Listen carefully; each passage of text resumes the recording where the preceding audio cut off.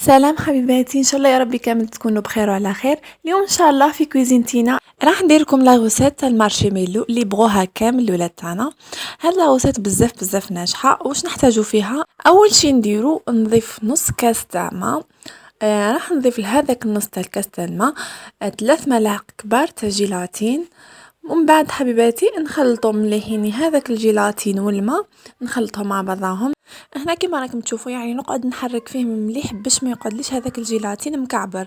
يعني احاولي تفتحيه مليح بالملعقه، يعني تاكدي بلي راهو ذاب وسط هذاك الماء كامل. بالنسبه للماء حبيباتي انا الماء استعملته بارد، يعني ماشي بالضروره ديريه دافي باسكو من بعد راح تميكسيه. هنا حبيباتي حنخليه اكوتي. من بعد نروح نحط في القدره تاعنا، نحط فيها 2 كيسان تاع سكر. يعني انا حنضيف 2 كيسان تاع سكر كما راكم تشوفوا، نفس الكاس اللي كيلت به الماء راح نعاود نكيل به السكر. راح نضيف لهم نص كاس تاع ماء. كما راكم تشوفوا حبيباتي الطريقه بزاف بسيطه.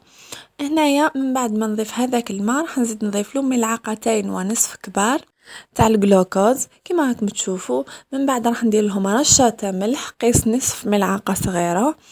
هنا حبيباتي كما راكم تشوفوا فيهم راح نحطهم على نار تكون نار ذليله، يعني ما تكونش قويه، ونقعد نحرك فيهم يعني حتى يوصلوا لدرجه الغليان. كما راكم تشوفوا هنا راح نقعد نحرك فيه حتى يذوب. من بعد نوريكم خطوه تاليه.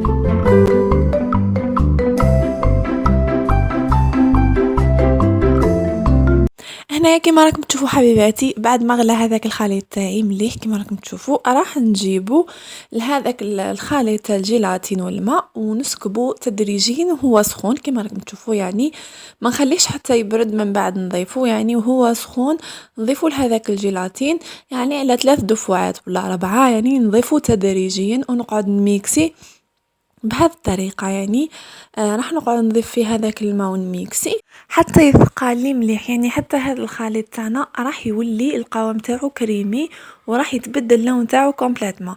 انا حبيتي فقط تبعوا معايا الفيديو للاخر باش تستفادوا منه، باش تفهموا معايا مليح واش راني ندير. فقط تبعوا معايا الفيديو للاخر. هنا راح نكمل الميكسي فيه، من بعد نوريكم خطوه تاليه.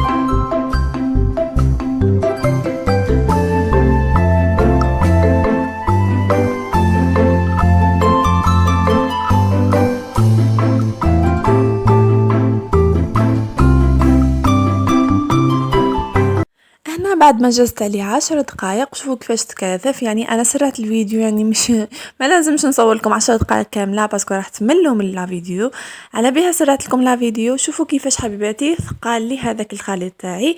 هنايا راح نجيب مول ونحط فيه ورق الطهي بهذا الشكل، من بعد نحط من فوقه شويه تاع سكر كلاصي، يعني نغطي هذاك السطح كامل. من بعد حبيباتي راح نسكب نصف الخليط، يعني راح نسكب نصف الخليط تاعي ونخلي النصف الاخر باش نلونو. هنا حبيباتي خاصكم تكونوا يعني تسرعوا، باسكو هنا راح تجمد لك بالخف، يعني كما راكم تشوفوا فيها تشد روحها بالخف. هنايا راح نستعين بالملعقه كما راكم تشوفوا. راح نجيب النصف الاخر تاع الخليط تاعنا اللي ديجا كنت لونته بكولورون، يكون وردي ولا احمر بالدرجه اللي حبيتيها نتيا. هنايا راح نستعين باليد، يعني راح نحاول نسقمو بالاستعانه باليد. راح نحط شويه تاع سكر جلاسي من فوق، يعني باش ما يلصقليش هذاك الخليط في يدي، ونحاول نطرحه مليح مليح، يعني بالاستعانه باليد نضغط عليه مليح هنا باش هذاك الخليط تاعي الوردي يلصق في هذاك الخليط تاعي الابيض. نحاول نضغط عليه مليح ونسقمو. هنا كيما راكم تشوفوا ديجا يعني شد روحو مليح، كيما راكم تشوفوا يعني بدا يتماسك مليح مليح. هنايا راح نخليه 3 سوايع من بعد باش نقسم، يعني كيما راكم تلاحظوا ما نحط صبعي من فيه ماهوش قاعد يلصق، يعني ديجا راهو شد روحو. هنا حبيباتي كما راكم تشوفوا يعني تحذف لي المقطع. هنا بعد ما قصيته، يعني قصيته دي ترونش بالموز بهذه الطريقه، ميم سي يشوفوا اللون تاعو تبدل، يعني ما قعدش في نفس اللون، يعني باسكو حطيته في الثلاجه. نتوما اذا حبيتوه لا كولير تاعكم يجي غوز غوز يعني فونسي، كثروا له الكولورون. يعني انا ما توقعتوش راح يتبدل لا كولير تاعو، يعني على بها حطيت شويه بكتا كولورون. نتوما يعني ضعفوا الكميات الكولورون اللي تحطوها.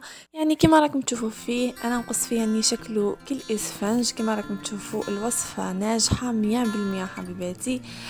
نتمنى ان شاء الله تجربوها، وعلى بالي اكيد اكيد ما راكمش راح تندموا عليها، باسكو الوصفه ناجحه ومضمونه 100%. كما راكم تشوفوا هنا يعني شكلها كالاسفنج، يعني انا نضغط عليها وهي تولي كما راكم تشوفوا حبيباتي. ان شاء الله يا ربي لا غوصه اليوم تنال اعجابكم، وان شاء الله يا ربي الوصفه تنال رضاكم. اذا عجبتكم اكيد ما تنسوش تخلوا لي تعليقاتكم، وما تنسوش تخلوا لي جيم لا فيديو. انا ما عليا غير نقول لكم اتهلاو في روحتكم، الى فيديو مقبل ان شاء الله.